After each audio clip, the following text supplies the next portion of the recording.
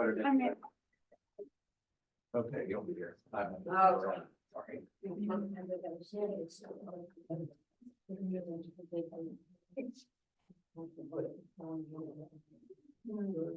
Time is it actually? Yeah, it's fine. It's. I have to. One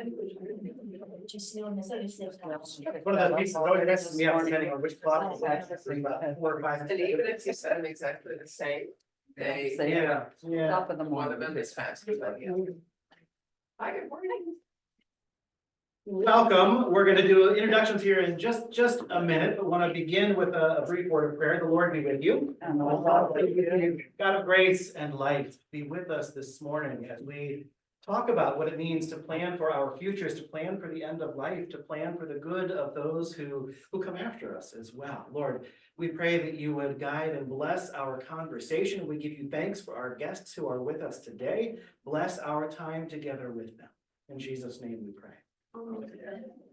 So today we are also still on everybody's favorite topic of death, dying, and funerals and preparing for those things, right? And so today we do have a couple of guests with us, but I wanted to first just ask you, when you think about scripture, when you think about the Bible, what does the Bible say about funerals? Are there funerals in the Bible? Okay, Yeah, what would they be? Think about one or two.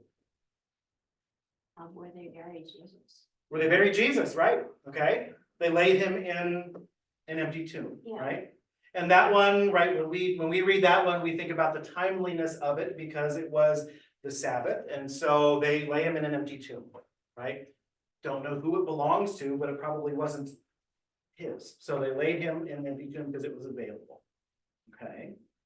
What other kinds of things do we hear about funerals in the Bible? Lazarus and the people. Lazarus. Outside where he was. Right, right.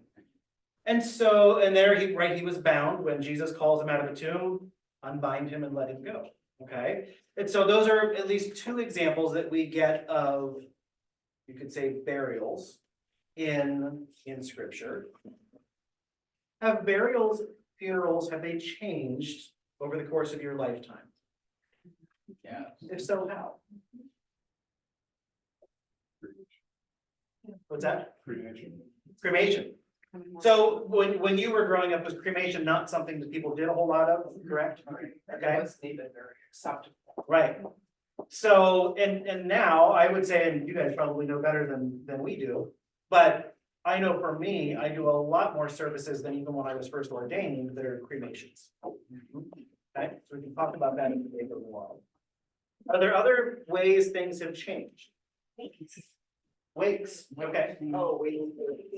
Yeah, well, then you keep the body and everything else at home, then you go, didn't have, formal settings and everything, and it was mostly the family. And for people who didn't take in to carry the body. Right. My sister-in-law is first generation from Slovakia. Right, so her parents both were born when she went back when her grandmother died. Right, so there are a lot of cultural differences. You probably experience this as well. Cultural differences when it comes to planning for a burial and a funeral service, right? And they were that way over there, where it was, they don't have the funeral homes and folks that come in and do that kind of thing. They prepare the body, they do that kind of thing. One of my, I would say, probably most memorable moments of realizing how different things can be even culturally was when I was still in Lincoln. We had a South Sudanese community, about 30 of them had joined the congregation. And their funerals, they last about a day and a half. I mean, they are just, and they had people who were in the fellowship hall cooking and serving food pretty much the entire time. And people would wander in and wander out, back and forth between worship. And they just had people singing, preaching, reading scripture almost all day long. And that would happen, and then they would go out to the cemetery. And one of the things that they did, and we didn't know this at the time, we found this out in an interesting way. The senior pastor, the expectation of him, even though it wasn't a stated expectation, was that he would preach during the service. So about halfway through the day, one of the people came back and said, Pastor Dan, it's your turn to come preach. He didn't know he was supposed to, but went in and just talked with them and preached for a little while.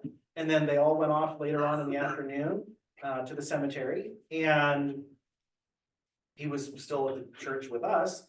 About a half hour later, we get a phone call at the church that says, Pastor Dan, where are you? We can't start without you. Because he was considered to be the host pastor. You couldn't start without him. And so when he got there, and then at the very end of the committal service, every person that was there took turns actually shoveling the dirt on top of the casket. Right, that was, we tend to, in the US, I would say we tend to kind of try to sanitize that as much as we can. But that part of their culture is they actually take part in doing that. So there are a lot of cultural things, there are things that have changed over time when it comes to burials and funerals. Other things that you've noticed in your time that have changed. Kira. Well, I noticed that about 20 years ago, the only form of like burial that like I would want started coming around, and that's being buried under a tree. I love that concept. Yeah, there are a number of green kind of things, yeah. Yeah. Yeah. Mhm. In federal cemeteries, you don't go to the gravesite. You have a site where you say goodbye. Yep. And it's kind of like a mausoleum, sort of. okay? Indian Town Gap, if you've been to one up Yes, there. it's- My it's parents like were that. there, Yep. and several of my friends are there. And you have a goodbye ceremony. And that's pretty much it. And then the body is buried by the staff And then later. an hour later or whenever, you can then go to the graveside if you would like to. but- Oh, it's not even an hour. It could be a lot later. Oh, sometimes, yeah, most times I've been there, it's been quick. They'll say, in the next 30 minutes after you're done, you can come to the graveside. Most times I've been there, at least they say it's pretty quick.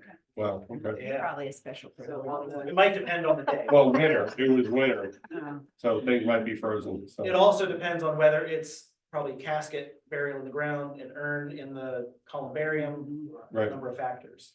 But that's just at Indian Town Gap, because Right. like down in Arlington, they have the caissons and it's Right. all done right at the site and Right, while you're there. yes, while you're there.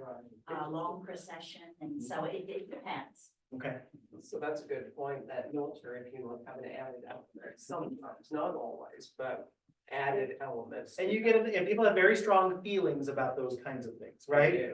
You've got military honors. I've done services also where you have, masons, and people doing some, and so there's always this interesting back and forth of who gets the last word, right? Right.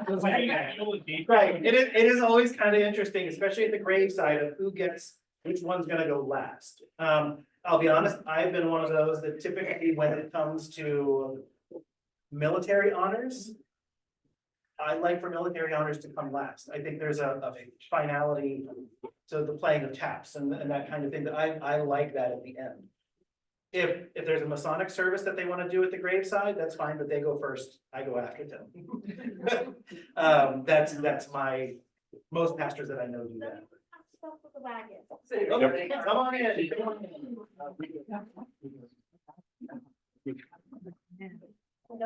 I know. So, it's an interesting question. Save that one till the very end, 'cause we're gonna take some questions at the end. I wanna make sure they get to get through everything they wanna get through. She asked about, do you do more celebration of life services? I'll give you my take on what that means, and Pastor Martha might have a different take than me, I don't know, but we'll hang on to that one. We'll talk about that one again. Yeah. So one of the big pieces is no matter how we do it, we try to find the ways to honor and respect the person who's died, right? That's the goal. You wanna show them the respect, the honor, the love, the care that you can.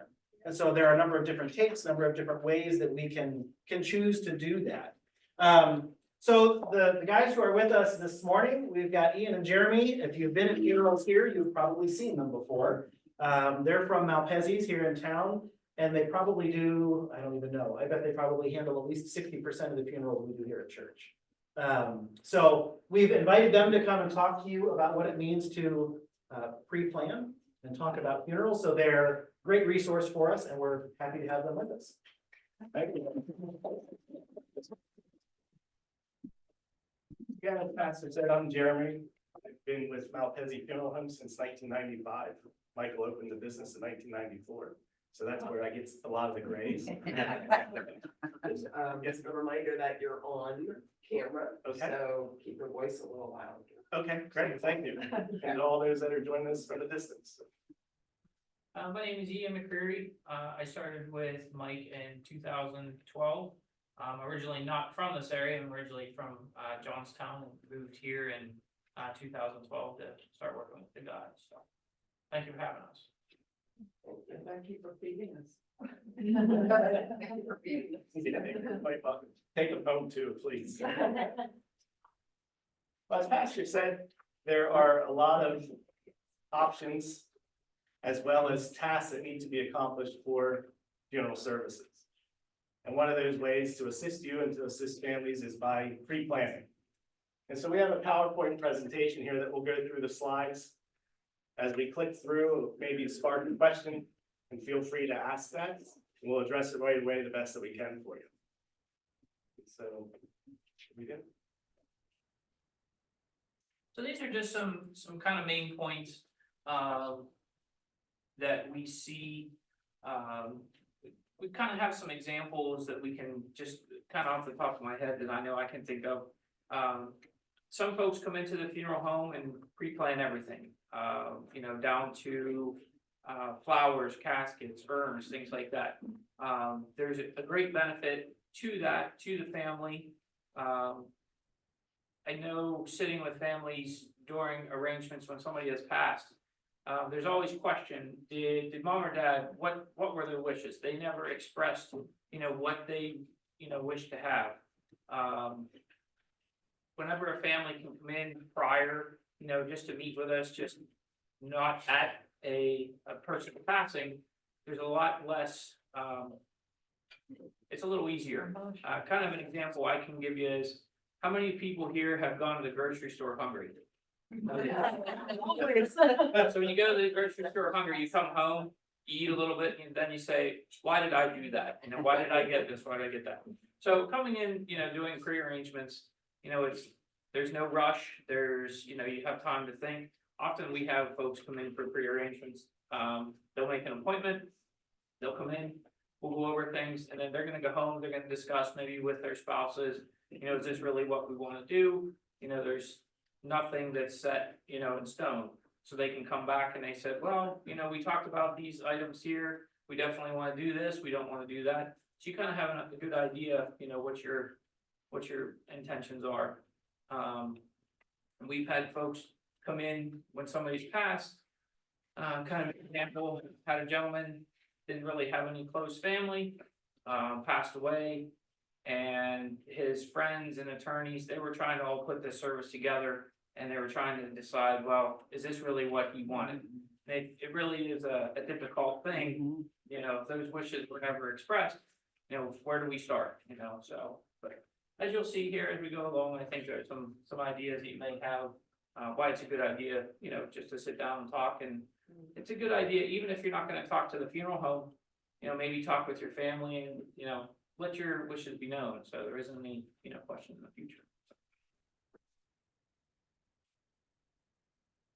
So there's kind of two different kind of avenues we'll go down today. As far as pre-planning, you know, we would gather your vital statistic information. What type of service would you like to have? Some folks, you know, do you want to have a service at the funeral home? Do you want to have a service at the church? Maybe just at the cemetery? And also, it says about selection of merchandise. So, do you like a red casket? Do you like a wood casket? You know, is there an urn that you would choose? And also, pre-funding.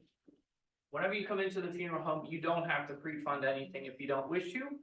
Kind of a quick, what pre-funding would be, you can actually set money aside for funeral services.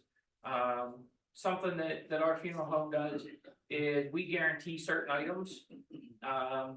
Meaning you're paying for that item now, down the road, if that item does go up in cost, then your family, we guarantee that you're not having to pay any extra money on that.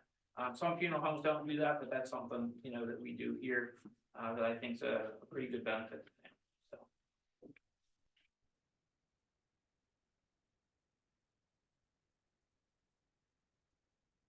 As you see with this next slide, we plan for all major expenses. We purchase insurance for those mishaps that may occur during life. So in your earlier age, you're starting out, you're getting your feet settled.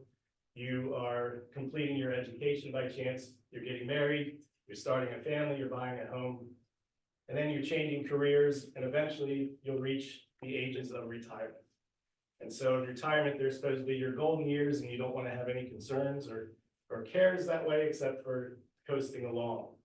But we do have one major event that none of us can avoid, and that is death and dying. So we do take the precautionary plans where you can express your wishes, have them recorded, and then continue forward with your golden years. That way it's taken off your plate. You don't have to worry about any of these concerns anymore and enjoy your life.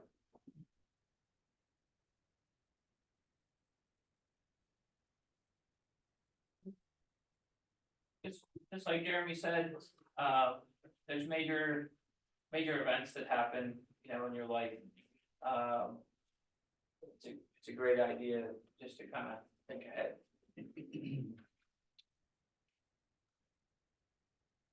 I stole my thunder there, didn't I, with that title? You know your slides. So one thing, whenever you make any major purchase in life, you know, if you're going to buy a car, you're going to buy a home, you want to do your homework.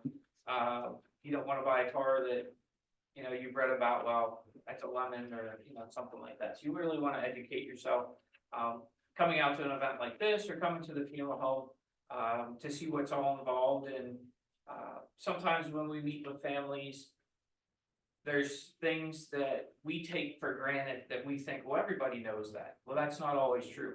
You know, we really like to educate folks and, you know, all the necessary steps that they may need through this process. You know, we like to definitely educate them and inform them, you know, what's necessary.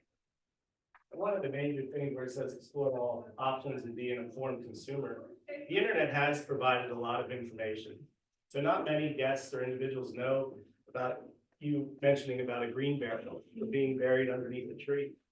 There are many forms of green burials. There is a cemetery locally here in Harrisburg that offers that option. And so majority of the cemeteries here and throughout the United States require the use of a vault. But a green burial, you could be wrapped in a shroud, placed directly into the grave space, and have that tree or flowers planted at your space. There are many other different forms of preparation of your remains and disposition. You have traditional burials and cremations, green burials, donation to science. That's an option that you have. A gentleman just requested the other day that I was speaking with, he wanted a traditional Viking funeral, where he thought he could be placed into a boat and the archers could launch flaming arrows at him, so. I don't know where that would take place or Pinchot Park would allow that, but any question that you have in relation to perhaps personalizing your services, please ask. I mean, we hardly ever say no. We may take some time to think about and consider how we can do that for you, but please ask. Can we visit, can we go to that place? It's like center of excellence. Well, if it's down the Susquehanna River, I bet it'll be on the news.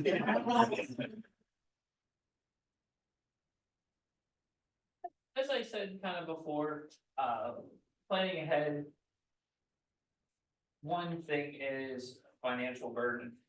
You're seeing quite a few services now where you're reading in the obituary, you know, GoFundMe's and things like that. If you were to pass away today, you know, do you have the means to pay for the services that you're wishing for, or does your family have the means to do that? So kind of starting ahead and, you know, maybe setting some money aside, it's not a bad thing, you know, for the future. One of those is, many of you may plan for future funeral services with life insurance. And as you age in life, your manner of care may increase. And so you may need to go on assistance or be in a nursing facility where they deplete your funds. And they consider those life insurance policies part of your assets. So that could be depleted as part of your care. And then you don't have that insurance policy anymore to pay for your funeral or to provide funds to the beneficiaries. And so pre-planning and pre-funding perhaps could be one of the options for you.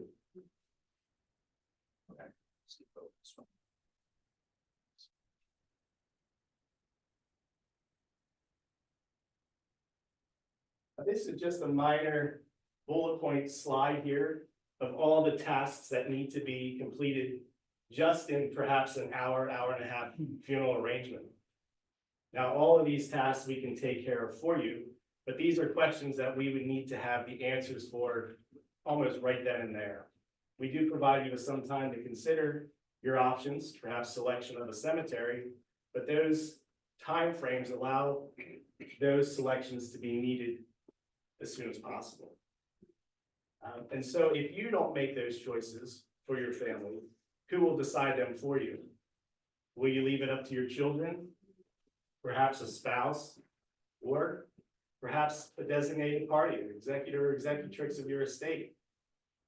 A lot of times we see that when families come in and they have their selections pre-planned and their children are there, whether it's from a distance remotely or in person, they can kind of say, well, if that's what mom or dad wanted, that's what we're going with.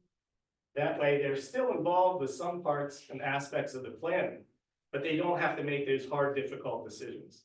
They don't always second guess their decisions for your method of disposition. Well, did mom want to be buried? Did dad want to be cremated? Those hard decisions are taking place and made by you.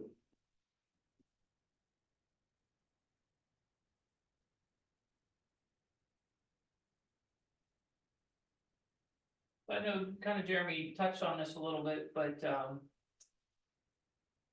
what type of remembrance would you want to have? Have you made it kind of known to your family? Would you like to have a traditional funeral service where we have a casket and we do a burial, a cremation? Is the urn going to be present at your service? With cremation, we have a lot of different options. Some folks just think, well, if you're cremated, as soon as the cremation takes place, if somebody passes away, the cremation takes place almost immediately, and that's not the case. We can still have a regular viewing with the casket of the body. And then following, any type of services, we can have the cremation take place. And then if the cremains are to go to a cemetery, then we can take the cremains to the cemetery, following the cremation. So with that, like I said, with the cremation process, there's a lot of different options. Some folks want to have the cremation take place prior to any services, so we have an urn present. Or like I said, we can have, a casket present for those funeral services and regular view. Yes. So speaking of that, is there a delay when you have a cremation? Typically, if it's a bodily, casket, you might have a funeral within a certain amount of days, right? Yeah. But a cremation, does that take longer to occur? Like, to process? And usually, if we're able to schedule with the crematory, depending on when the services are the previous day, there's a good chance that we can have that burial of the cremains maybe the next day or the 2 days afterwards. It all depends on when service times are and things like that. So that is a possibility. And some folks decide, if they're going to go that route, they might even say that somebody passes in the wintertime, they say, well, we're going to bury the cremains when it's warmer out, or I think Jeremy has a instance coming up where a birthday, so here in Pennsylvania, our law is we have to have the final disposition take place within 10 days. So that means the body has to be buried or a cremation has to take place. So once that cremation takes place, whatever happens after that, there's no timeline, for that. So, We have one this week, right? This coming Saturday, we have a cremation. So the service will be Saturday, but she died a couple of weeks ago. We have services scheduled all the way into June. And the person passed away last year. So you have flexibility with cremation. They used to say, or at least you used to think at least, that you could have a funeral within 4 days of death. Mhm. I don't know if that's possible with a cremation or not, or it depends, maybe. It is possible. However, I don't know if you're aware, when a family or an individual selects cremation, we need 3 forms of authorization before we can even start the cremation process. So one of those would be from yourself, providing your own authorization, your surviving spouse, and if that's not completed, then it's each of your children. So let's say you have 4 children, for example, 2 are agreement and 2 are not. We can't go forward with cremation until a decision's made amongst themselves or legal. But here in Pennsylvania, they just changed the law. It's majority rules now for cremation. So 3 out of those 4, we have permission to go forward. So that's from family. The And you second, said one of those 3? I'm sorry, You sir. said one of those 3 authorizations, not all 3, That's correct. or one of. The second authorization would be from the physician completing the death certificate. And then ultimately, every cremation that's requested by a person or family has to go through the county coroner where the death has occurred. They authorize every cremation. So we could have, Because That's- evidence is going. we could have those authorizations in advance and keep in our records. That eliminates one hurdle or one conflict amongst family. And then we easily obtain the other ones from the other authorizing agents, the physician and the coroner. Although it's amazing, so we had our youth directors, right, Elaine's grandmother, when she died, they kept having to postpone. They couldn't get the death certificate signed because the coroner was on vacation out of the country, Oh, my God. and apparently they hadn't made arrangements for someone to cover while they were gone. Yeah, it's a small. You know, some states are slower than others. That's correct. Some physicians are slower than others here. Yes. But we do all of that legwork for you. Yes, sir. What are you legally allowed to do with the ashes? Good question. Okay. Here in Pennsylvania, once cremation is completed, that's considered the final method of disposition. So what you do with the cremated remains from that point on is completely your discretion. There is the option of burying them in a cemetery, dividing them amongst your families, keeping them at home, scattering them at locations, so that you could do a combination of all those. We do suggest that if you are considering scattering, to either keep a portion of those cremated remains or to bury them at a cemetery. Because once they're scattered, you cannot go back to that exact location to grieve or remember your loved one. You'd be in a general vicinity, but whereas you go to a cemetery, you can go to that exact same space. Are you allowed to take the ashes out of state to do something with them? Yes, you can. We receive a certificate of cremation that can accompany those cremated remains. You can take the cremated remains on an airline and a personal carry-on bag. Just as long as the container that they're in can go through the TSA X-ray scanning machine. Okay, you can even take them out of the country if you need be. Cremated remains are sent to us sometimes from Florida by mail, and to other countries as well. We do suggest, and there are some legalities in relation to scattering. If you go to a national park, for example, Gettysburg, you have to receive permission from the park ranger. If you scatter in a body of water, typically there's nautical miles that you are supposed to receive permission to go out and scatter. However, if you go to the Yellow Bridges or somewhere like along those lines, as long as you do it discreetly or off the path of a parkway, you should be okay. As long as you don't go down to Jubilee in the center of the square to scatter cremated remains, I mean, you'll be okay. If you go to Walt Disney World, there is an actual code that comes over the loudspeaker to alert all of the service members that someone is scattering cremated remains. And that it's frowned upon and actually illegal in that park. So, On the internet, they actually said, we hate to do this, but if you scatter remains, we're just gonna sweep them up with the trash. yep, exactly. So I mean, they get very blunt about it. They don't want it done, and this is what's gonna happen if you do it. Yeah, yes, ma'am. Mentioning the internet, you said that's for everything. There's a lot of information out there. How do you know what you're reading is? It's true. Yeah. Ask us.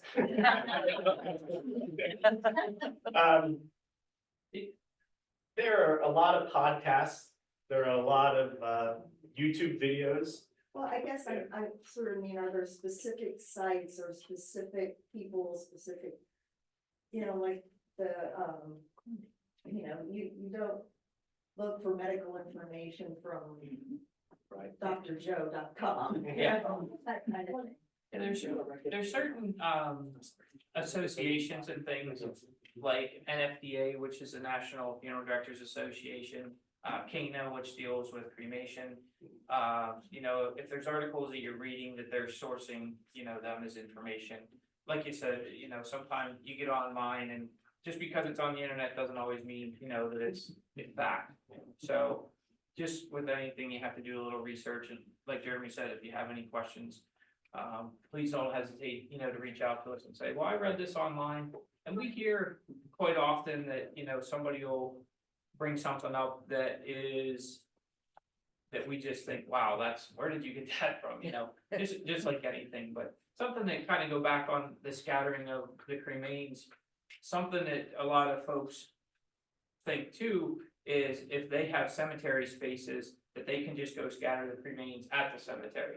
And that's something that cannot be done, that's, if the remains are gonna go to the cemetery, you have to, bury them in the cemetery. On our website, we try to compile every bit of information that someone could possibly think of or consider.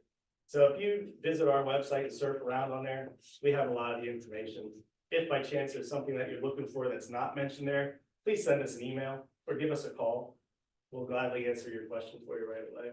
So those 3 requirements that you had for cremation, those are out on your website? Yes, it is. Okay. Mhm. Thank you.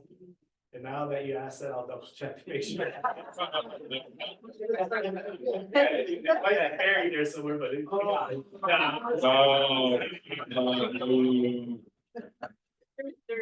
How many clicks? to Yeah, get to it? we have our individual steps for rights to cremation that we have listed there. We have the cremation authorization form that can be printed out and so forth. And very other Q and A's to answer the questions that you have. And that cremation authorization that's on our website, that is one that as the family that you would take care of. The other 2 cremation authorizations from the doctor, and then from the coroner's office, that's something that we take care of for you, so you don't have to contact the coroner's office or contact the doctor to say we need a signed death certificate or something, but the one that is on our website under forms, that does have, the necessary information that you can sign on your behalf, or if you're, signing on somebody else's behalf. Any other questions? One thing that you mentioned already that I don't know if people are aware, but I just wanted to mention because I went through it with my mom recently. But she had pre-planned and she did have to go to a nursing home at end of life. But because she had pre-planned and had set the funeral home to receive her insurance, her life insurance directly first, the rest of it then came to me and my kid directly. Because the nursing home wasn't allowed to attach it because it had to go to the funeral home first. So it actually can save your life insurance policy for your family, if you do it that way. Yeah, it's in the form of assignment to a funeral home. So basically, what occurs is the funeral home becomes the owner of that policy. So it's removed from your mother's assets. The funeral home receives the beneficiary portion of that to pay the funeral expenses. And then whatever's left over is returned directly to beneficiaries, tax-free, and can go directly to you, as opposed to establishing an estate where there may not be any estate, and you end up paying more in attorney's fees than what estates value at. So, yes, that is another option, and a good option too. So we advise that as well, if they have it. Yes, if you prepay for the funeral, can you also prepay the inheritance tax for your family? We cannot, not into the funeral home policy. The funeral home policies, there is a certain ceiling limit that we're allowed by each county. If you're approaching medical assistance and so forth, that we cannot exceed. However, if you are paying out of your own private funds, we can't establish a taxation for to be set aside in the policy. We can plan for any services, any merchandise, any type of travel expenses by your family, their lodging or airfare and so forth. But for the Department of Revenue, we can't plan for any taxes. That I believe that actually goes through probate, because when you pass, you have to probate the will. And then the day of the passing, your estate is kind of, I don't say locked, but they kind of take a picture of your bank book Right. that day. And then over the next, like, it took 6 weeks, when my mother passed, we got a letter from the state of Pennsylvania that said, oh, your father, well, my father passed, sorry. Your father passed on his estate, his accounts, bank accounts, not land or anything like that. Right. His bank accounts were this, you owe 15%. And I'm like, wow, so you flip it over and written in 50% gray at 6-point Spanish pica. Is this the rules? And it says, if you're a surviving spouse, it's 0. If you're the surviving son or daughter, it's 3. Once you're past son and daughter, then it's 15. But if you don't flip it over and read the thing, so our estate lawyer just put a big red Sharpie right through the front, put 0% C 3.6 point whatever, and we mailed it back to the state. But that's 6 weeks later. Yeah. We also had, when my mother did pass, we had to dissolve all the IRAs and stuff. The family lawyer, it's not a bad idea to get an estate lawyer and just go through all the taxes, because they have tax pros that know how to do this. And when you get your check, it's all clear. You know, and then you get 1099s or 1098s at the end of the year, and that's where the taxes boil out. Those Great intro to next week. We have the attorney here. Oh, okay. We'll have the attorney here next week to talk about all those things, wills, probates, all those things, so. I'm gonna segue back to emails, and I have a question. Yeah. So, what if we have a loved one that has a grave or marker in another part of the state? And maybe you wanna work with your funeral home, but you wanna take the body or the remains to another place, how does that work? We travel. You travel? We travel. Is there a limit?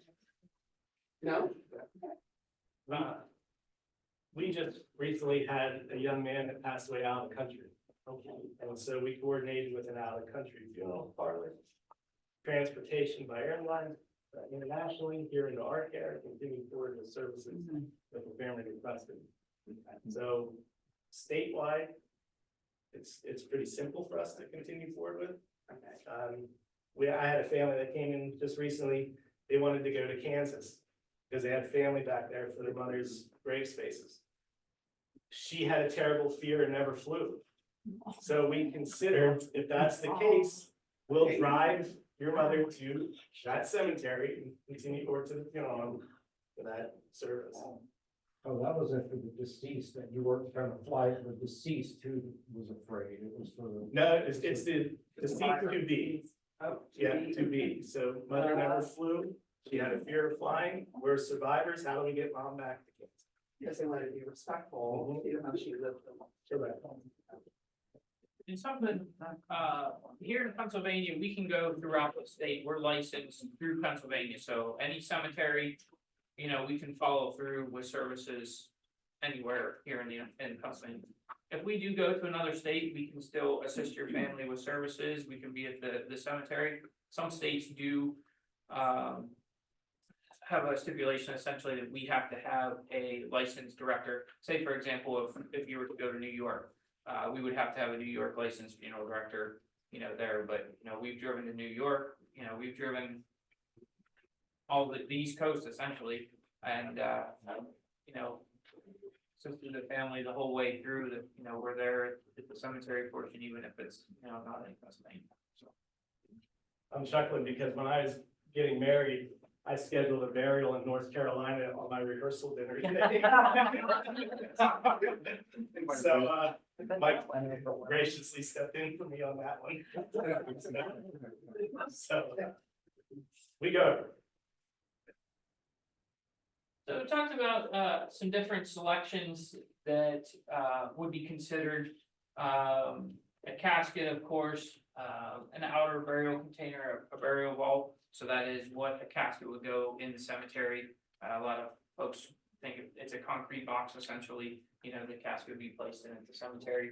If you're to be cremated, you know, what type of urn you would like to have, printed materials, so kind of anytime you go to a funeral, everybody's, where's the register book, you know, so is there a certain register book that folks would sign?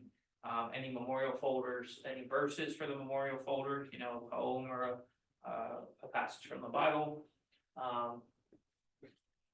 I can speak for my aunt, she was my great aunt, she had it written down, if it's cold and I die, I wanna wear this sweater, you know, and if it's warm out, you know, this short sleeve. And so, is there any certain, you know, we often see a lot of, folks, you know, have specific clothing that they would like to be buried in.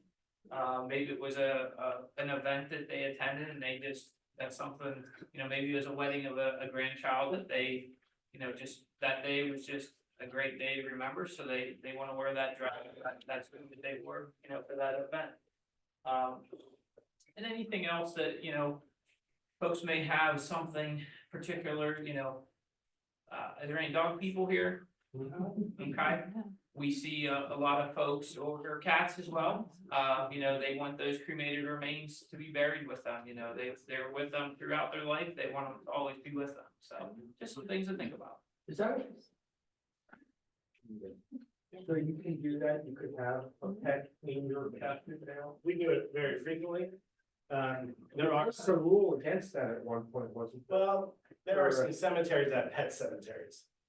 And so if they know that animal remains are with you, that they wouldn't allow it.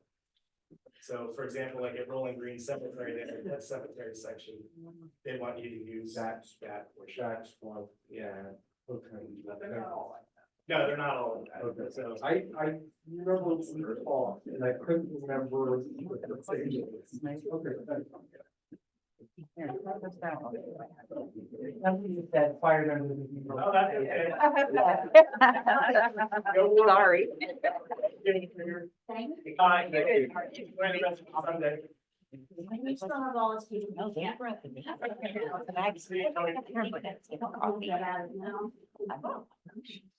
So the next slide that we have here, we have a couple different forms of pre-funding options. Of course, we touched on traditional life insurance, request of family and friends, whether it's savings. This is where Ian touched about the crowd platforms, the crowdfunding platforms, the GoFundMe's. They're great in an idea, but they could be established by anyone for your benefit, but there's a possibility that you don't receive any of that money. Each platform takes a percentage of a donation, and perhaps if you set a goal that's too high and you don't reach that goal, there's an additional percentage removed from that platform. You also have the financial burden that family or friends just don't have the means anymore to offer assistance with funeral expenses. Personal savings. And then credit cards or loans. So this is something that has come out. There are some banking institutions in the area that take unsecured loans for a certain specified amount. But with today's interest rates being at 10% or higher, you know, that really puts you behind the intent of the loan to assist you at that time.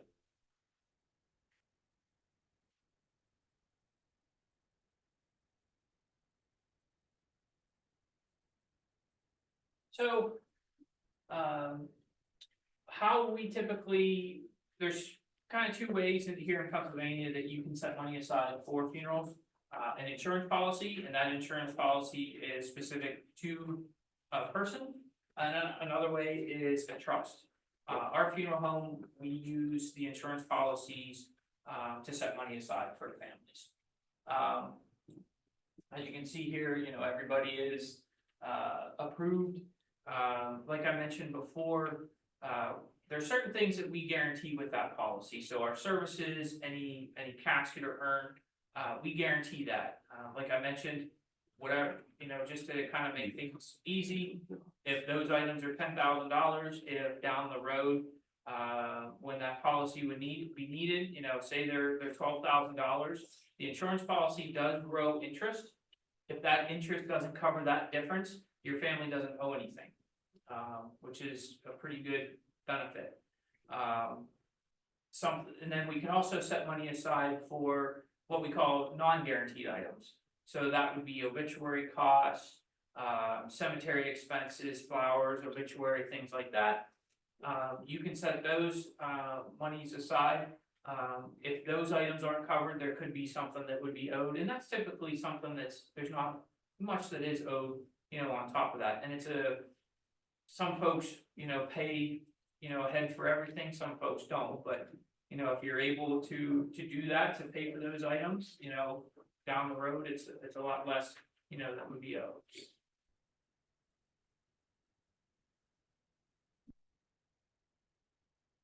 And just to elaborate a little bit more from what Ian was saying about pre-funding.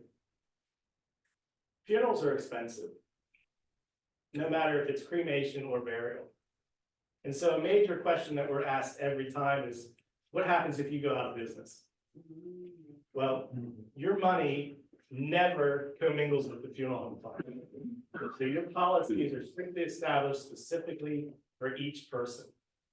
And if you have a question and you're just saying, I don't want to bother those guys at the funeral home, I want to speak directly to the source. You can call the customer service line at any time and receive the exact same information at what we would. Your policies are also transferable. So let's say you have a child that lives out of the area and you relocate living with them and you decide to have a funeral service in that area. Your policy can transfer to another funeral home. Okay, so you have complete ownership and say of that funeral policy. We are just looked upon as an initial beneficiary. We help you establish that policy. We help you take care of your funeral funds by having them reserved out of your assets and protected forever. But you still have to say who conducts your funeral. So, and I know it's a range, but you said, how much does a funeral cost? Right. So, What do you think? I'm gonna put it back to you. what do I think an average funeral cost?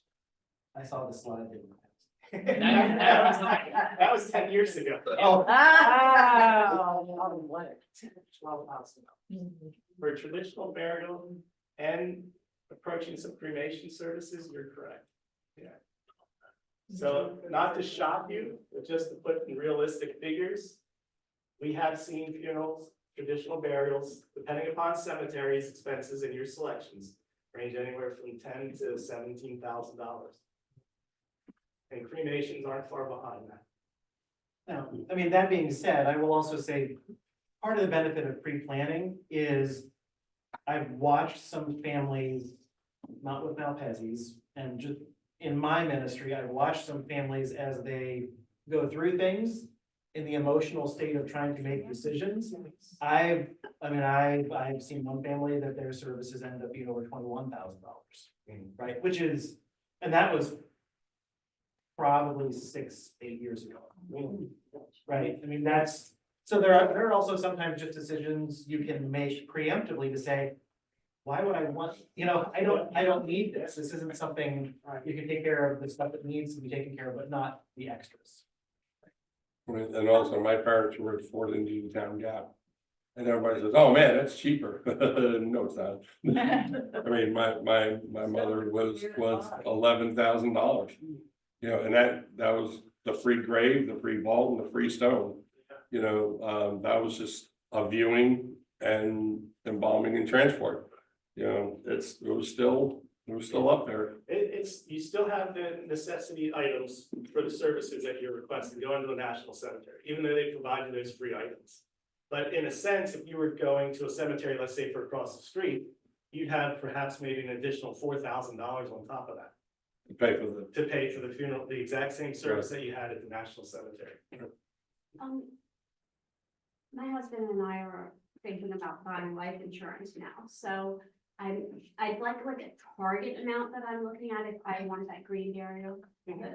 How much would that cost, a funeral like that? With green burial, there are certain aspects. There could be, in the scope of green burial where no embalming, Right. no vault, specific attire, So there are certain requirements to meet a green burial. For example, like no zippers, no plastic buttons, Oh, right, yeah. could be a cotton outfit or a shroud. And the cemetery that you go to accommodate. The caskets or the containers, an alternative container, have to meet specific requirements too. They can be made out of wool, they can be made out of seagrass or bamboo that are hand woven, Uh-huh. almost like a wicker That's basket. really neat. Yeah, and this information is on the website too. Okay, But you still have the bringing into our care from your place of passing, right. sheltering of your remains until we can have the grave space prepared. And so we don't have to go forward with embalming preparation, but in Pennsylvania, we have to use refrigeration Right. to accommodate the law. In a ballpark, you're probably comparable, but slightly less expensive than a traditional burial, even though it's green. Because it's green, there are certain aspects that need to be Right. followed by. And so that reflects the difference of pricing. Is the cemetery on First Street in Harrisburg the only one that does it? Not on her street, that's East Harrisburg Cemetery. It's on Paxton. It's called Paxton Cemetery. Paxton Cemetery. Oh, Paxton Cemetery is beautiful. Yeah, it is good. And supposedly in that cemetery, there's a gentleman that was buried in his car.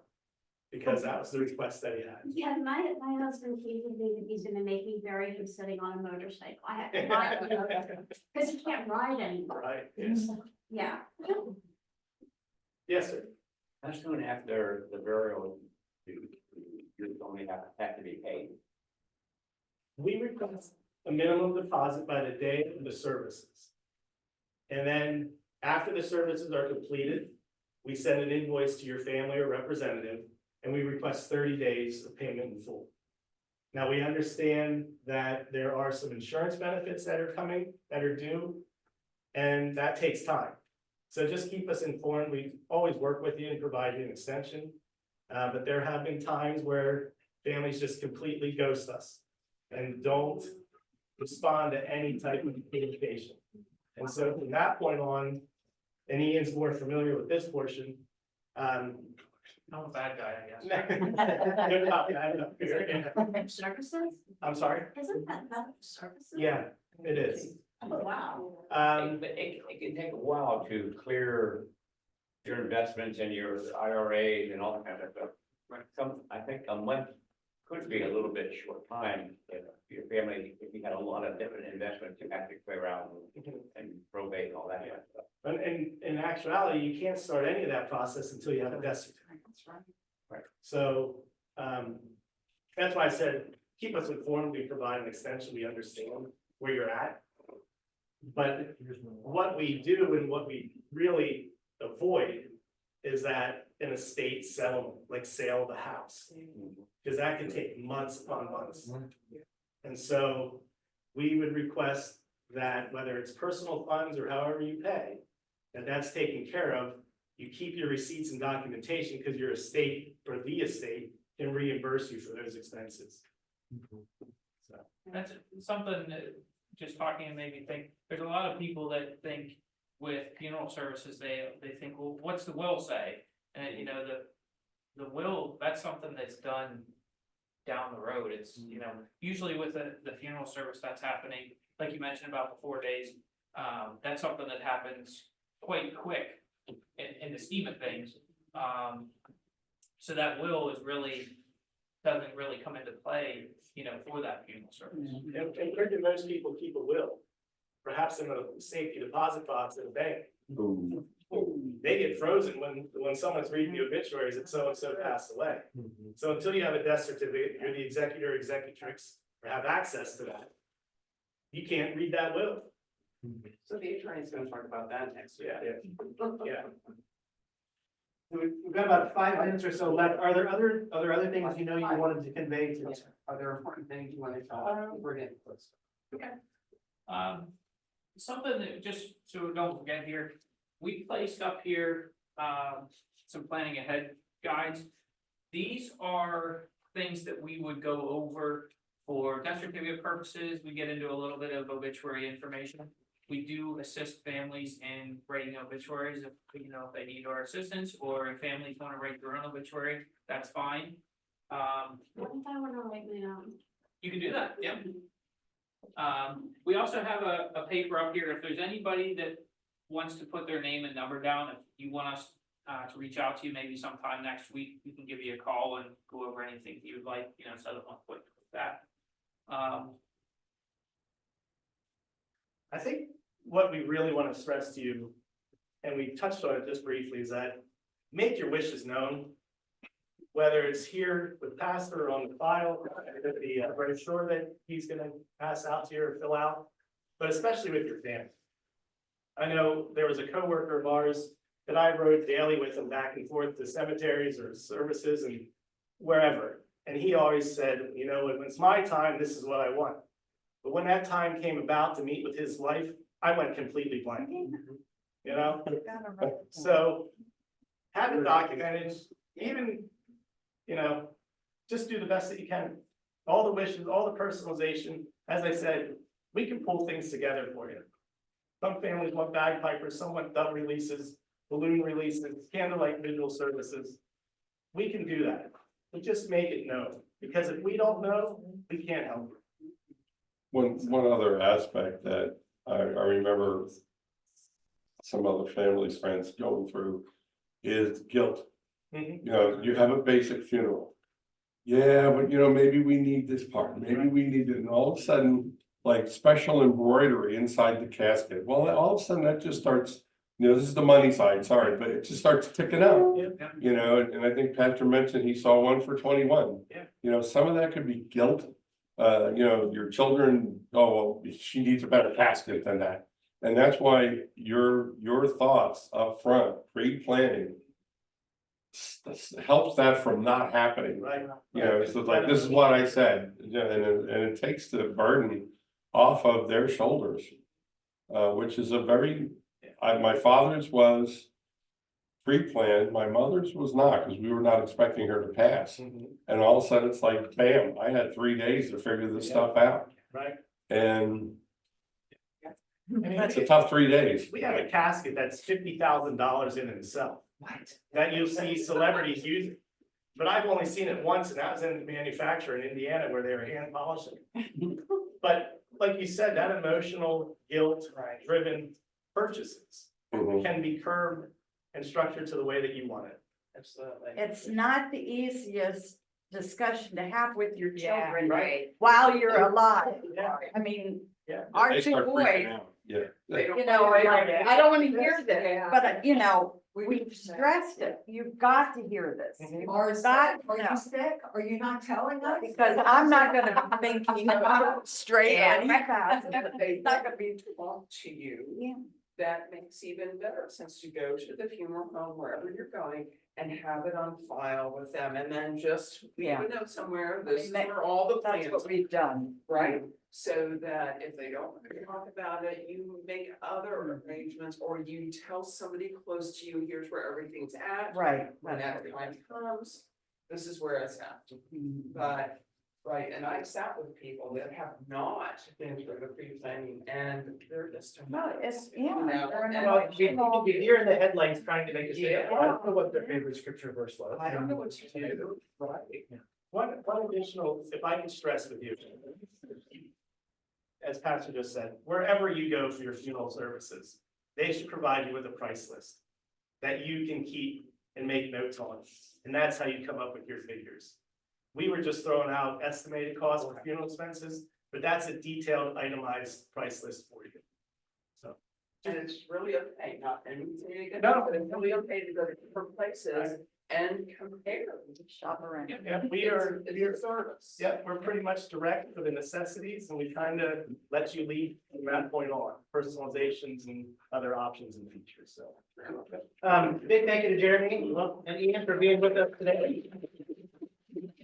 For having us. Yep. I mean, for me, I know they've even been a resource. We've had a couple of times where families haven't used a funeral home and done other kinds of things, which is its own challenge sometimes. But I know I've called them and say, okay, so what do I do about trying to get a color guard or that kind of thing, and they've always been helpful. Through the VA, right, you know. For next week, we do have lawyer that's gonna be here, but also then the last half is gonna be talking about the service itself here, whether it's at the church, funeral home, you know, cemetery. But if you would like to take one of these are our planning guides that we have here at the church. If you would like to take one of those, the back sheet is where we're gonna spend some time next week. Thank you all for being here. Thank you. Yeah. Thank you guys. Yep, so next week, the attorney had a lawyer and she will have about a half an hour with us. And so bring your questions about those kind of things you're talking about. And then if you take that and look at it, then you'll be ready with questions and we really use our time well. So thanks so much. Thank you. Thank you. Please take the bait. Take the bait. Thank you, everybody.